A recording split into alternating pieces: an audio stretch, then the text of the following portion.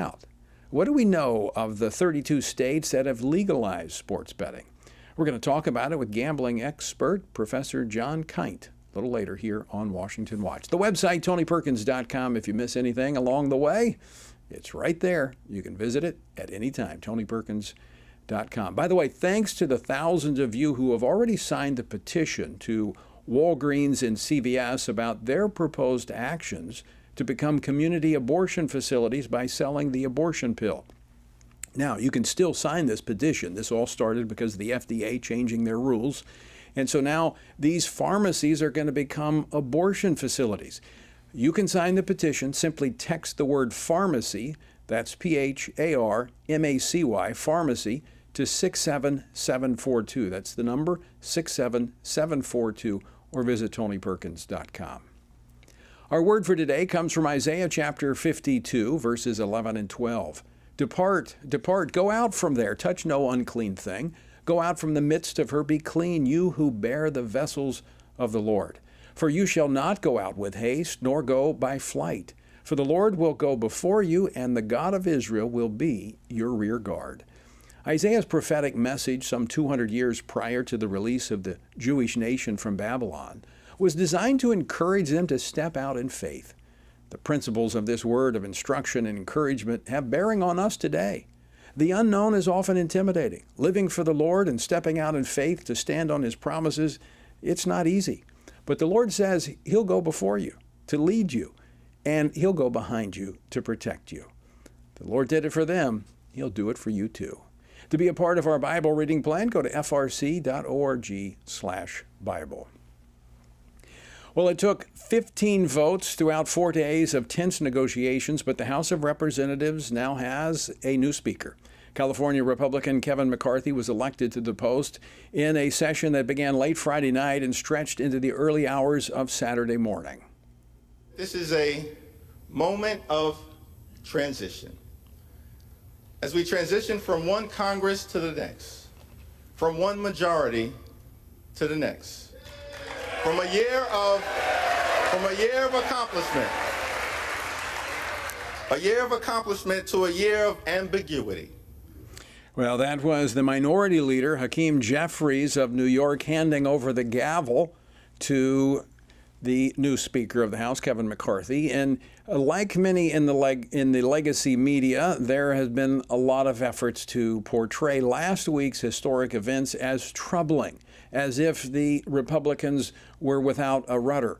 Well, as I said last week, throughout the course of the entire week, this was, yes, sometimes a painful process, but it was a necessary process. It was one that we should be witnessing every time we have a transition in government.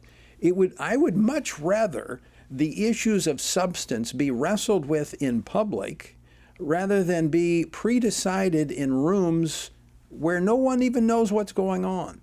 This was a healthy and beneficial process. And one of the men behind this effort that helped negotiate a change to the rules package in a way going forward that I think is going to cause the GOP to be more accountable is Congressman Dan Bishop. He's a member of the House Judiciary Committee and the House Homeland Security Committee. He represents North Carolina's 8th Congressional District. He's one of the members of the House Freedom Caucus. Congressman Bishop, welcome back to the program. Thank you, Tony. I'm so glad to be with you again. And I want to commend you and congratulate you on a process at times that was tough. It was the outcome probably unknown. But I would argue, and I think you would agree, we're in a much better place today than we were a week and a half ago. There's no doubt about it at all, Tony. In fact, referring back to the clip you played of Hakeem Jeffries, the Democratic leader, speaking, it was about avoiding ambiguity, about clarifying what we're going to accomplish together as Republicans across the next 2 years on behalf of not lobbyists, not special interests in Washington, but on behalf of the American people.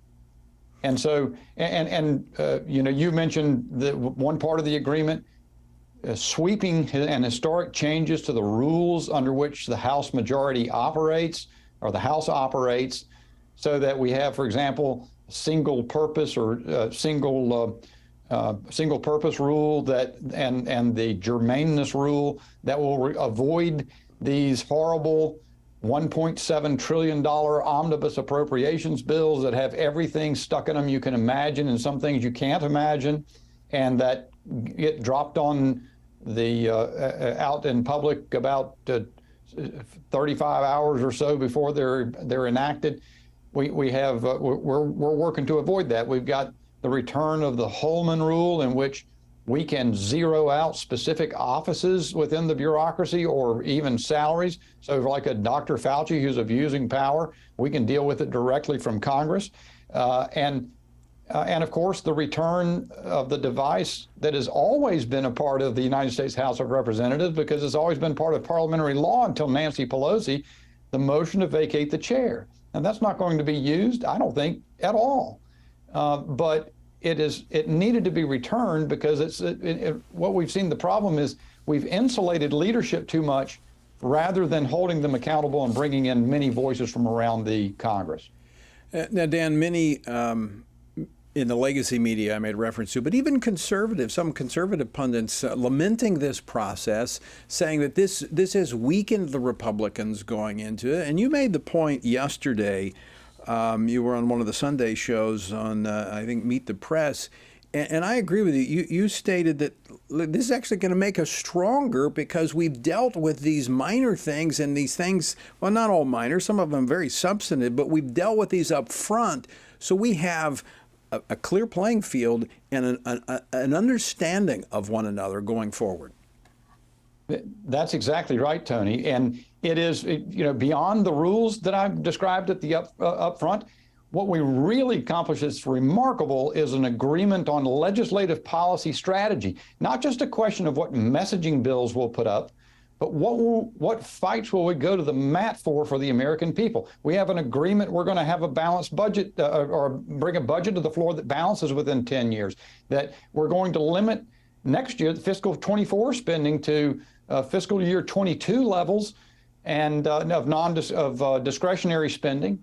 And we're going to allow every appropriations bill to have amendments that come to the floor. They don't get stopped in the Rules Committee. There's quite a lot of good stuff here. And to the point that you made, it is really lamentable, I believe, that conservative commentators decried the effort as it was underway.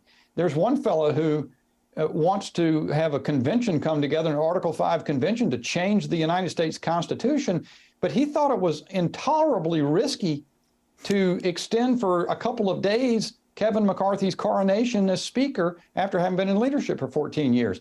I just don't understand that kind of thinking. Anyone who is in the conservative world and believes that we can sit around up here in Congress and sort of drift into the next 2 years has no idea what time it is in America. We must begin reforms, and we are now on a path to do so. I agree 100%. And those on the left that were lamenting, saying, well, this is just an extension of January 6th, 2 years ago of what we saw. This is what prevents January 6th, because it ends the suppression of the voice of the people by giving them, through legitimate means, their constitutional rights that they have through their representatives. And so, again, I commend you on this. And another aspect that the people have been calling for, I mean, going back years, even before the Trump administration, was congressional investigative authority into, for instance, the Department of Justice that's been politicized. You negotiated that, and that's going to be a key part of this 118th Congress. Tell us about it. That is a special project of mine, Tony, the so-called church-style committee. Now, a lot of your listeners and some folks who are not initiated or don't, details of Washington may think we're talking about something having to do with religion. That's not what it means. It refers to Frank Church, who was a senator, actually a liberal Democrat from 1975. There was a Senate Select Committee set up because there had been a number of revelations in media about abuses by the intelligence community, both in foreign covert operations as well as domestic intelligence operations against the American citizens, infiltrating and monitoring people's exercise of First Amendment associational and free speech rights. Well, The church committee was famous. We're going to do it even bigger. If anything has happened in the last 47 years since the church committee, it is that the intel state, the deep state, if you will, has gotten much bigger, much broader, and much more powerful. The Twitter files that Elon Musk has allowed to come to light are the most recent, perhaps, indication of what that is. It was important to me. Kevin McCarthy committed to do such a committee, and so during those final hours last week, we were pounding out the details of the authority that would be furnished to that committee so that it can get at all the agencies it needs to. It has all the authority to get at the information that it needs. And no doubt the executive branch will attempt to stonewall, but we now have an historic opportunity to set right the relationship between the federal bureaucracy and the American citizen. Dan Bishop, again, I want to commend you in the Freedom Caucus and the others that stood with you and not yielding to the pressure from the outside, staying focused like a laser on your mission. And we're grateful for it. And again, optimistic going into this 118th session of Congress. Good to see you. Thank you, Tony. As am I. The American people deserve it. Yes. All right. As I said, the outcome was good. All right, coming up, CBN News Middle East Bureau Chief Chris Mitchell joins me from Jerusalem for an update as Benjamin Netanyahu begins his 6th term in office. That's next. Don't go away.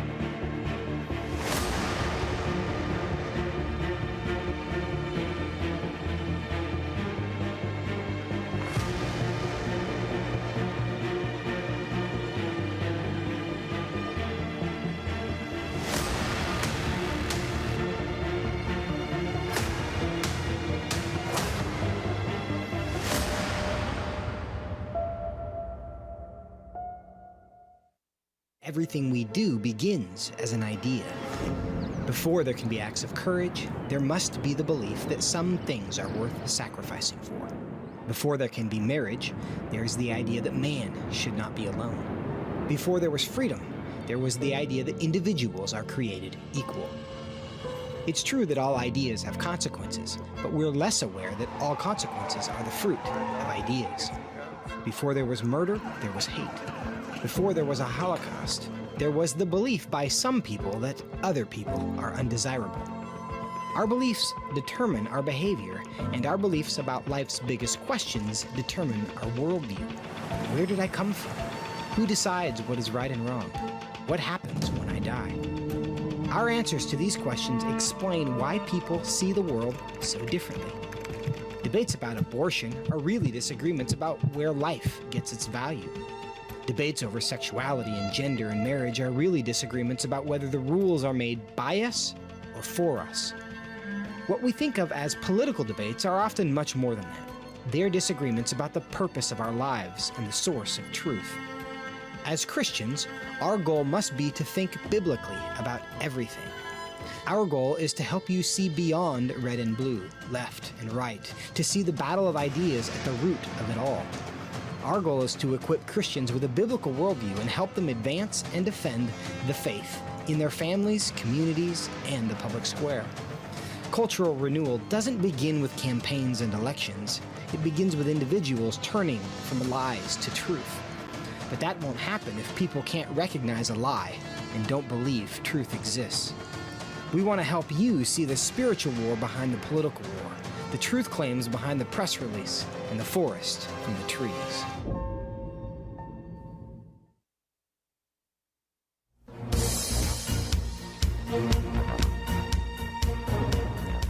Welcome back to Washington Watch. I'm Tony Perkins, your host. Good to have you with us.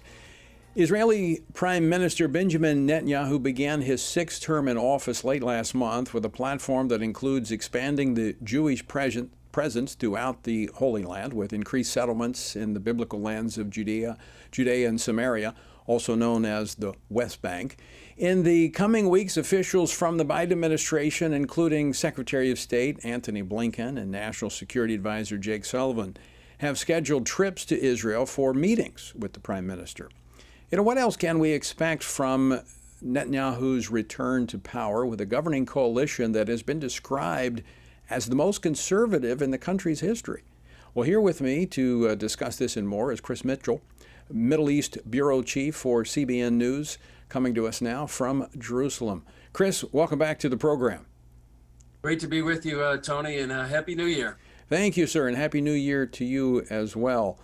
All right, the Prime Minister campaigned and was democratically elected on the policy of advancing and developing settlements in all parts of the land of Israel. And as I made reference, this new governing coalition has been described as the most conservative in the country's history. Is that accurate? I think that is accurate, Tony. It is most conservative, and it's a combination of the Likud party, which is Benjamin Netanyahu's party with over 30 seats, and then 4 religious parties, which make up his 64-seat coalition. It's very conservative. It's also very religious. And so I think we're going to see some perhaps confrontations, and we already have. Just a few days ago, the National Security Minister, Itamar Ben-Gvir, he went up on the Temple Mount. It was a 13-minute visit. And believe it or not, that sparked an emergency session of the UN Security Council. We did a story on that today in CBN News. And I think that kind of confrontation, I think, is going to be something that may mark this government in relations to the international community, with places like the UN and the U.S. administration. That's interesting, Chris, because that is a sharp contrast with the previous administration there in Israel, which was more, I would say, seeking to be compliant with U.S. policy, as opposed to Benjamin Netanyahu, who seems to be like the Energizer Bunny. I mean, he just keeps going, and I think he is in much better position to drive policy than I think a Biden administration when it comes to that part of the world. Yeah, exactly. And the former government, led by first Naftali Bennett and then Yair Lapid, really was in many ways sort of in lockstep with the Biden administration, particularly on matters like the Israeli-Palestinian conflict. Yair Lapid, for the first time in a number of years, was an Israeli prime minister who called for a 2-state solution. Compliant, I think, is a good word, a good term of how the former government worked with the Biden administration. And I think this government, Benjamin Netanyahu, no stranger, the longest serving Israeli prime minister, and worked with several U.S. presidents, as well as President Biden as a vice president, and certainly as a U.S. senator. I think he's going to be much more willing to be confrontational, but also, trying to do that in a diplomatic way. But I think he's going to, with this government, really take steps that will may not please the current occupant of the White House. Two things that I have read that really stick out to me. One, in the confrontational role, is the new governing coalition taking on the courts, the Supreme Court there in Israel, which has kind of been left-leaning. That's not radical in terms of taking on the court. We've seen that here in the United States and how the court steers things. But then also on the diplomatic side, to counter the United States in this pursuit of a deal with Iran, that there is negotiations of normalizing, actually an agreement with Saudi Arabia to normalize relations there. Tell us about those two things. Well, two things, Tony. First of all, on judicial reform, some people are calling what the Likud is asking for, and one of the justice minister is part of the Likud party, and he's calling for judicial reform. Some are calling it here the end of democracy. However, others argue that what they're doing is trying to rebalance what had been not only left-leaning, but really the judicial arm of the government here had really been independent of any executive oversight. And so that's what they're trying to bring back to a balance. For example, many times the justices would select their own successors. And so that's why one thing the Likud actually ran on judicial reform. The other thing on terms of, rapprochement with Saudi Arabia, that's something that Netanyahu said was one of his main goals, even before the election, was that he would want to bring Saudi Arabia into the Abraham Accords. I was talking to someone earlier today on Background, and they were saying that really the difficulty for Saudi Arabia coming into the Abraham Accords isn't Israel, but the U.S. And they want to know, they're kind of leery of how the U.S. would respond to that. And as you know, for the last couple of years, it's been a very tense, fractured relationship between the White House, the Biden White House, and Saudi Arabia. So I think that's actually something that maybe Israel can broker between the U.S. and Saudi Arabia, and perhaps bring them back into, or not back, but actually for the first time into the Abraham Accords, which would be a game changer here in the Middle East. Fascinating to see all of this unfold there in the Middle East. I mean, 10 years ago, you never would have envisioned this, but Iran is really kind of pushing many of these predominantly Muslim countries into a friendly posture with Israel. Chris, we got 30 seconds left. How should Christians be praying for Israel right now? Well, certainly pray for the peace of Jerusalem, pray for wisdom for Benjamin Netanyahu. He's a lot on his plate. He has a very, as you said, conservative administration right now. He needs wisdom how to deal with that. I would also pray for the people of Iran, Tony. You know, their revolution has been going on over 100 days now. Could 2023 be the time when the regime actually falls? That would be a huge game changer for the Middle East and the world. So those people certainly need prayer. Yes, and a government in the United States that would back them up, those who are seeking freedom. It's good to see that Israel will be backing up those looking for freedom. I hope America will do the same. Chris Mitchell, always great to see you. Thanks so much for joining us today. Thanks, Tony. All good prayer points, and we should be adding those to our prayer list. Well, coming up next, just weeks before last year's midterm election, Colorado Secretary of State sent mailers to more than 31,000 foreign nationals, urging them to register to vote. They said it was a mistake, but we've got new documents. We talk about it next. Don't go away.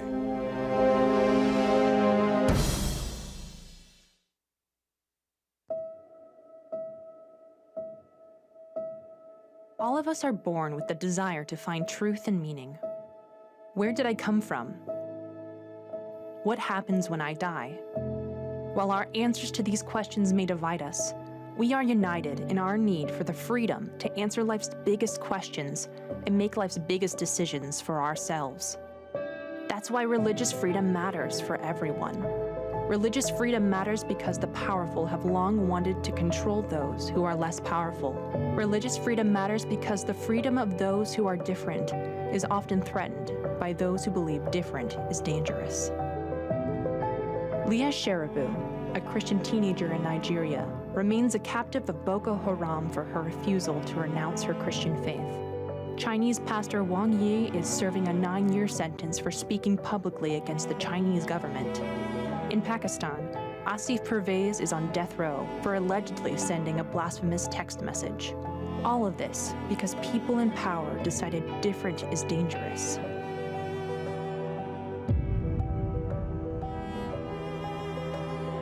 At the Center for Religious Liberty at Family Research Council, we promote religious freedom for everyone because the only alternative is religious freedom for no one. We encourage Americans and the American government to engage and advocate for the persecuted, and they do. We work every day to bring good news to the afflicted, to proclaim liberty to captives and freedom to prisoners. We do it because that's what Jesus does. We work to give freedom to others because we ourselves have been set free.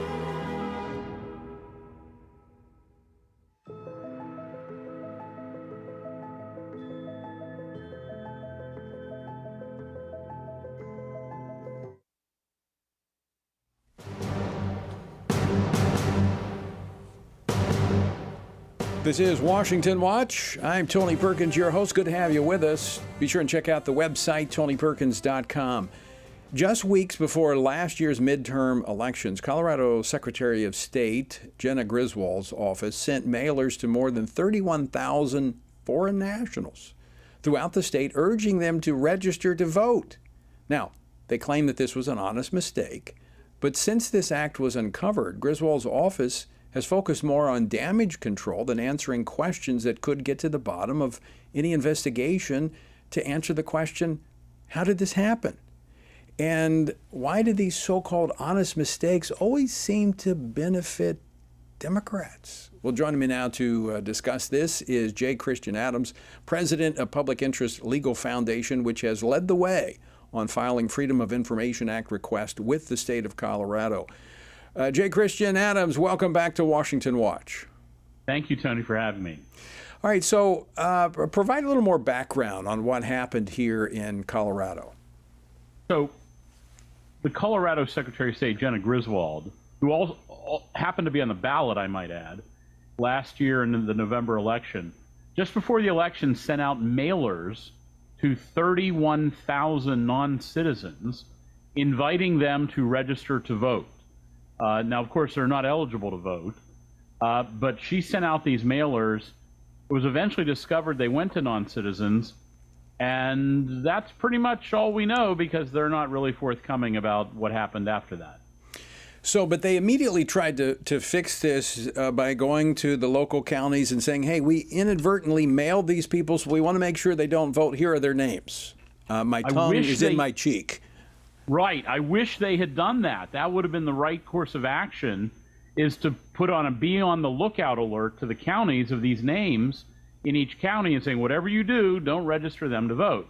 Instead, what Jenna Griswold, the Secretary of State, did was not tell the counties answers to their questions, not give them the names, but instead say, oh, we'll take care of everything here in Denver, don't you worry.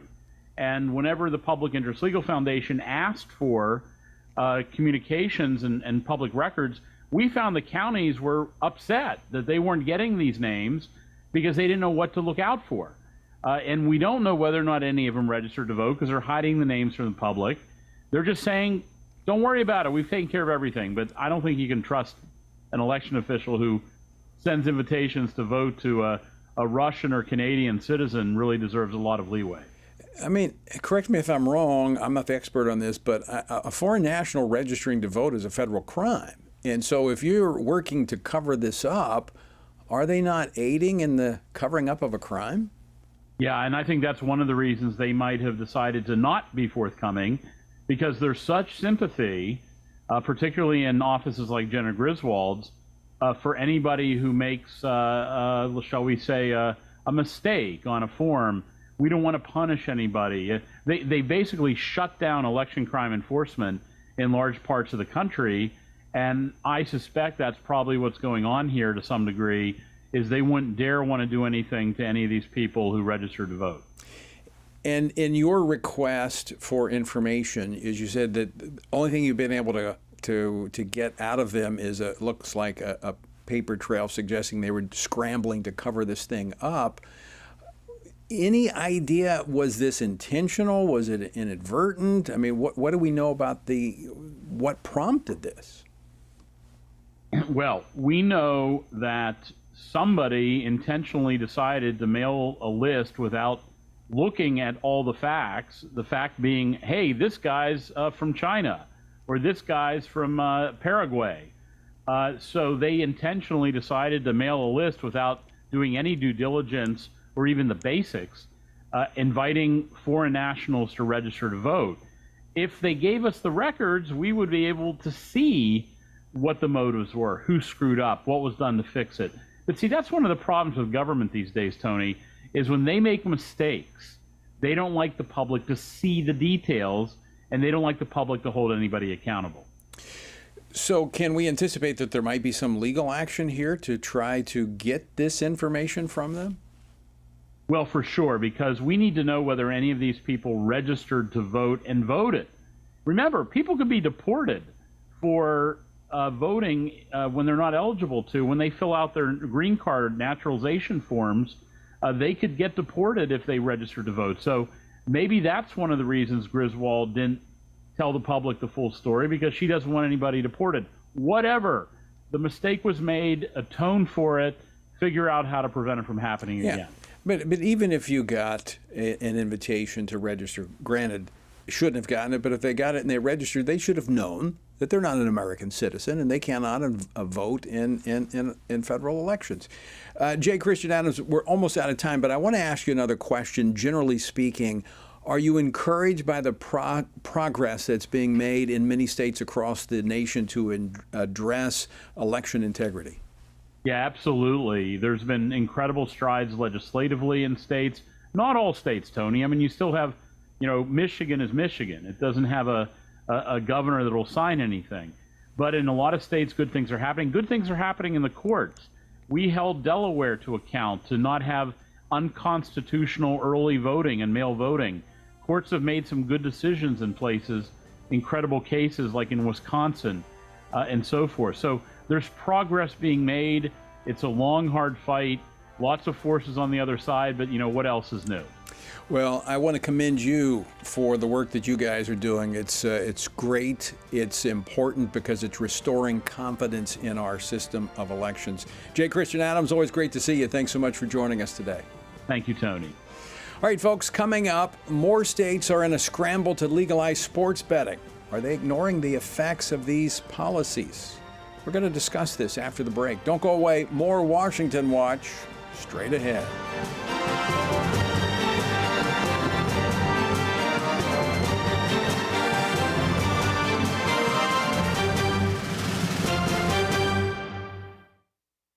It begins here, and here, and here.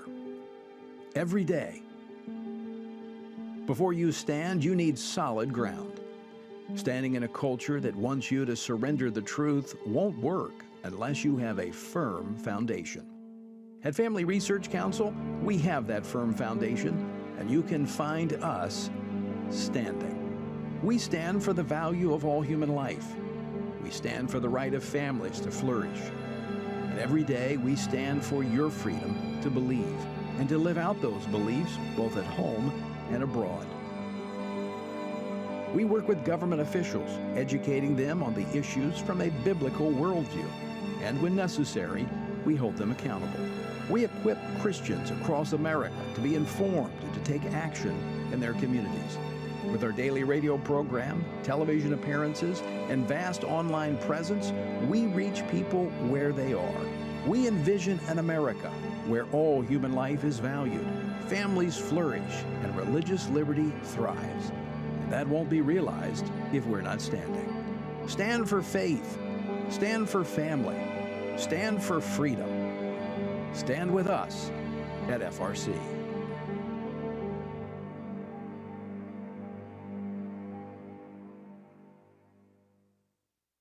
King David wrote of God's Word as a lamp to my feet and a light to my path. This is a timeless truth. For those through the centuries that have embraced this truth, they have found the Word of God provides a solid foundation for life. That's why the Family Research Council has embarked upon a 2-year chronological Bible reading plan called Stand on the Word. We've made it easy for you to read through the Bible in 2 years by taking just 10 to 15 minutes, 6 days a week.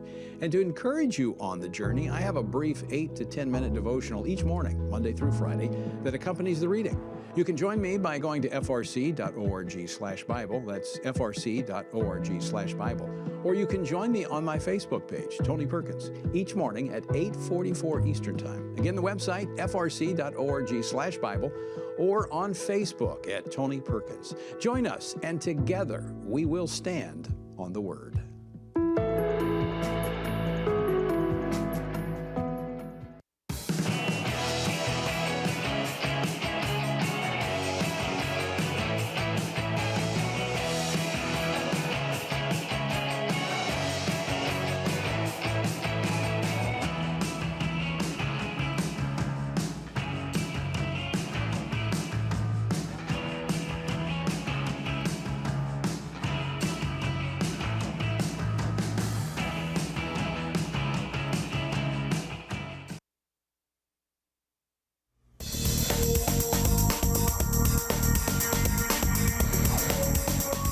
This is Washington Watch, and I'm Tony Perkins, your host. Good to have you with us on this Monday. As I mentioned at the top of the program, thousands of you have already signed the petition to Walgreens and to CVS.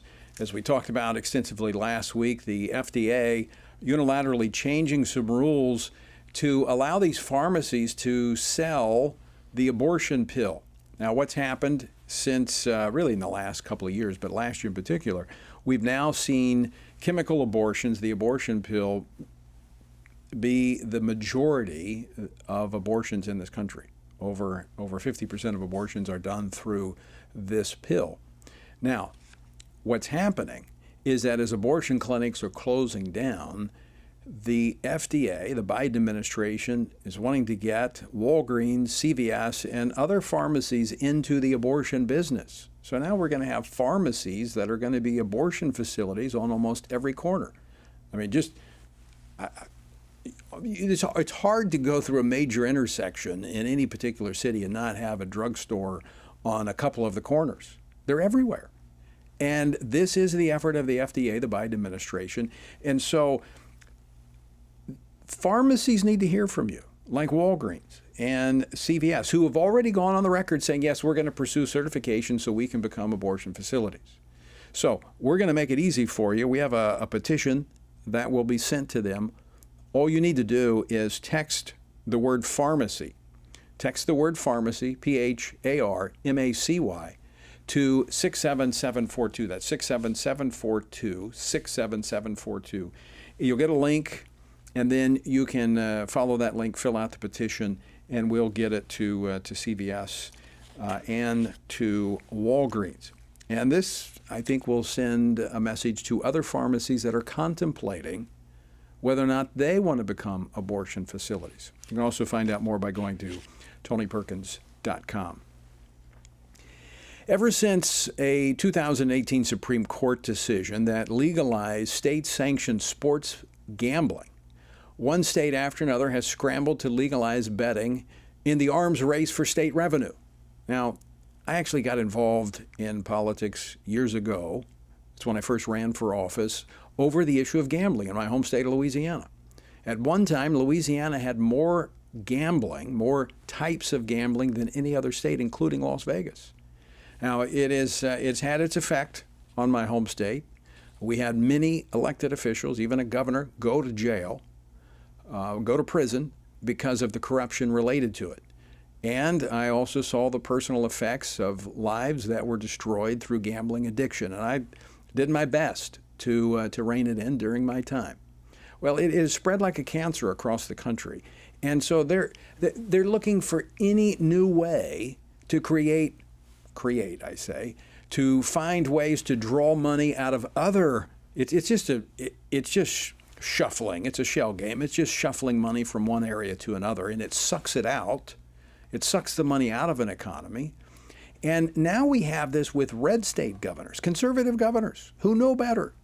Governors like the governor of Oklahoma, where lawmakers have proposed a bill in the coming 2023 legislative session to legalize gambling. Now we have almost half the states now have some form of sports betting. But are we hearing about the social ills, the well-documented problems from gambling addiction? No, who's covering that up? How come we're not hearing about that? Well, joining me now to discuss this and more is Dr. John Kint. He's Professor Emeritus of Business Administration at the University of Illinois.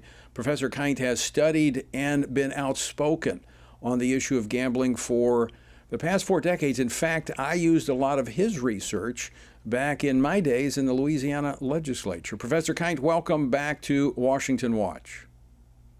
Well, thanks for having me, and thanks for all you do in informing and educating the public. And I would say you're absolutely right. I asked my students, who is Stephen Paddock? You've heard about Columbine, you've heard about Sandy Hook, but people don't know who Stephen Paddock was. Well, he's the biggest mass shooter killer in the history of the United States.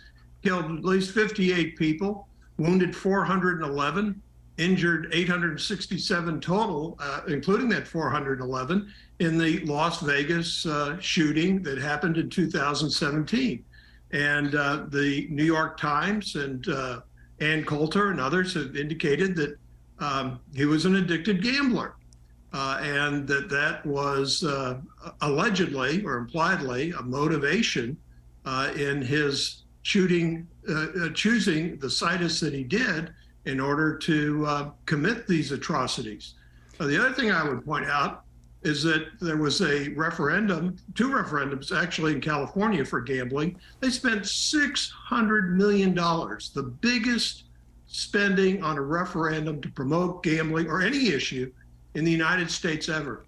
This is a group that has got billions and billions of dollars. They are dumbing down the legislatures. People haven't done their homework.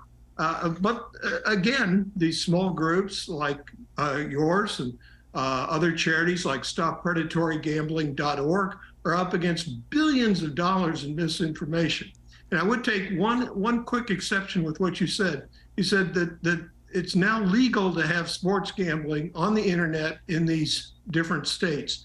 I would draw an exception to that. We have a law review issue out of the University of Illinois, 9 articles of 14 blue ribbon academics, bipartisan, and they indicate that this is a misinterpretation. The states are misinterpreting the Murphy decision from 2018 by the Supreme Court. So if the Justice Department would simply start reinforcing Robert F. Kennedy's Wire Act, which he passed to prohibit gambling and organized crime activities, plus the 2006 Unlawful Internet Gambling Enforcement Act passed by Congressman Bob Goodlatte and Congressman Jim Leach and others, overwhelmingly, by the way, if the DOJ would simply start enforcing these, we would see a quick turnaround in what's going on in these states, which is injuring millions of people. And they're now target marketing kids. Right. Kids is their market. Well, and it's now gone to the cell phone. Where it's created in such a way to be very, very addictive. And I know back when I was working on this 20 years ago, back then you had an addiction rate of about 10%. I think with cell phones and that type of immediate reaction, it's even higher today. Well, I've heard ministers look at the numbers of kids getting hooked on this, and they're calling this an involuntary tithe of our children to the idols of gambling. And they're also talking about the new prayer system. You've heard of the Our Father and the Our Mother prayers. Ministers are talking about the latest Our Mother prayer, which is, "Come on, Lady Luck, baby needs a new pair of shoes." Well, there's something in that. Baby does need a new pair of shoes, but you're not going to get it by gambling. And we've seen that children are again being exploited, and in these video games as well. Actually, one major game manufacturer just paid $520 million in a fine to the FTC, the Federal Trade Commission, for violating privacy rules involving kids.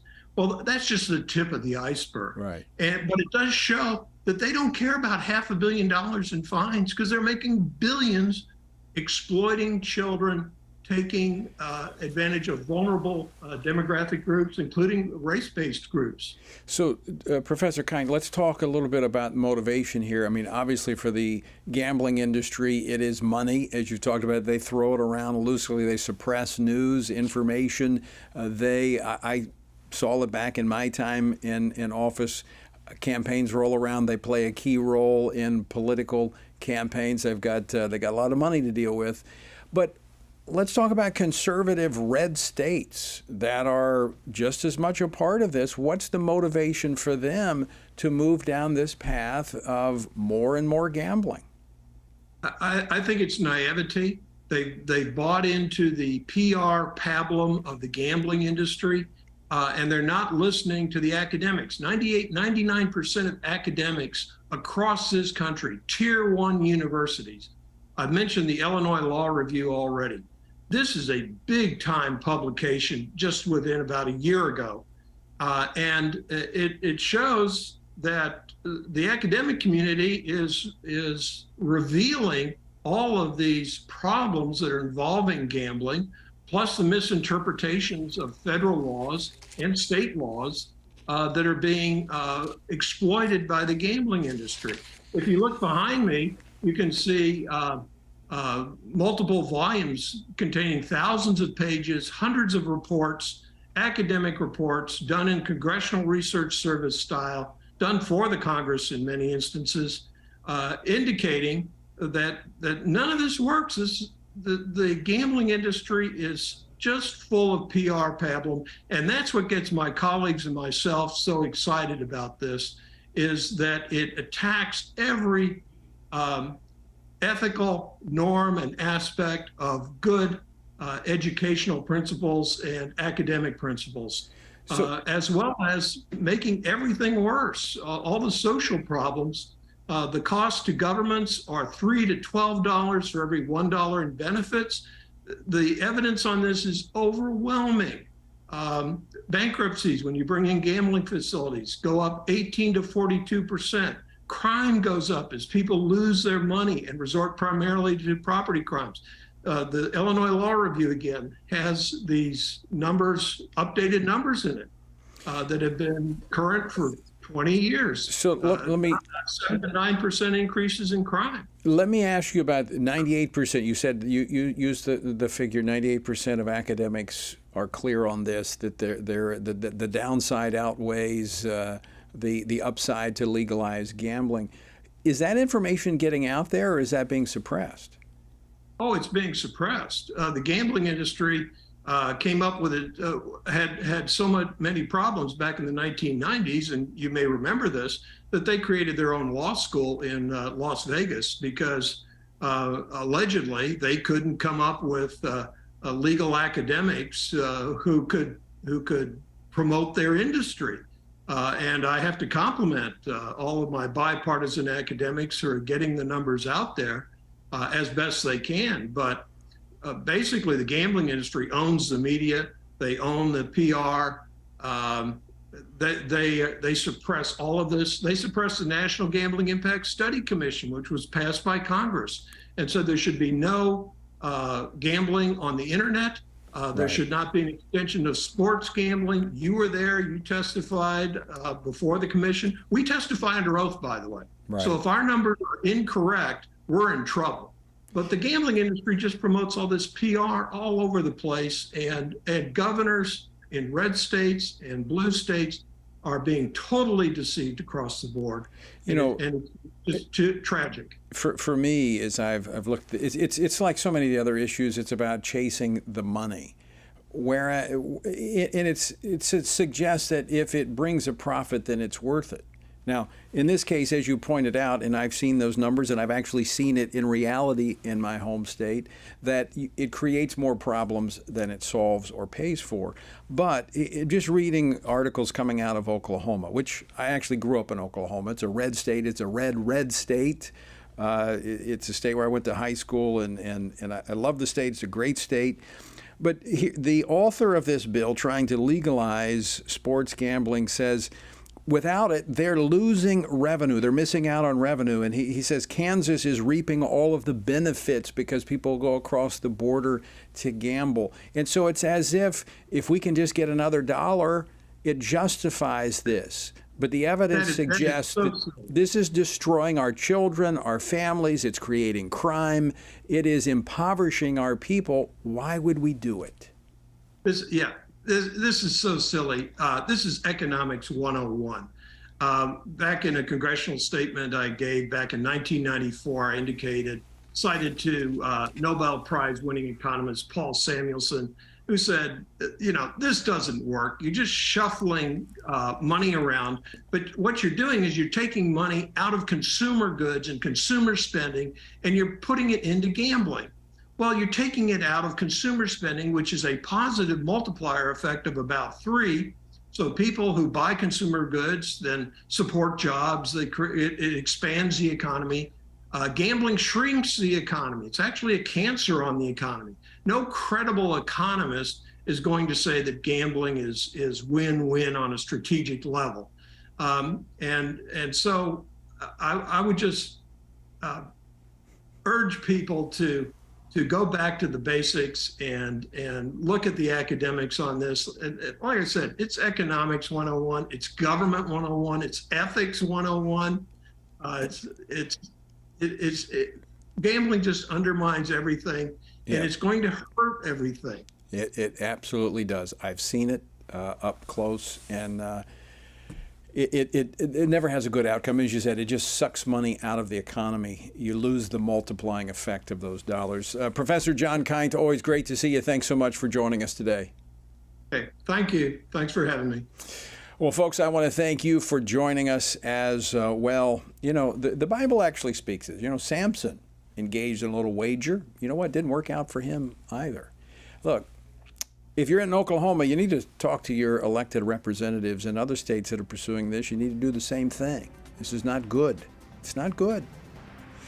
All right, folks, thanks so much for joining us on this Monday. Big week ahead, a lot coming up. We're going to be talking about the Republican agenda starting this week. Until next time, let me leave you once again with the encouraging words the Apostle Paul found in Ephesians 6, where he says, when you've done everything you can do, when you've prayed, when you've prepared, and when you've taken your stand, by all means, keep standing. Washington Watch with Tony Perkins is brought to you by Family Research Council and is entirely listener-supported. Portions of the show discussing candidates are brought to you by Family Research Council Action. For more information on anything you've heard today, or to find out how you can partner with us in our ongoing efforts to promote faith, family, and freedom, visit TonyPerkins.com. Also, to leave a comment about Washington Watch, call our watch line at 1-866-372-7234. That's 1-866-372-7234.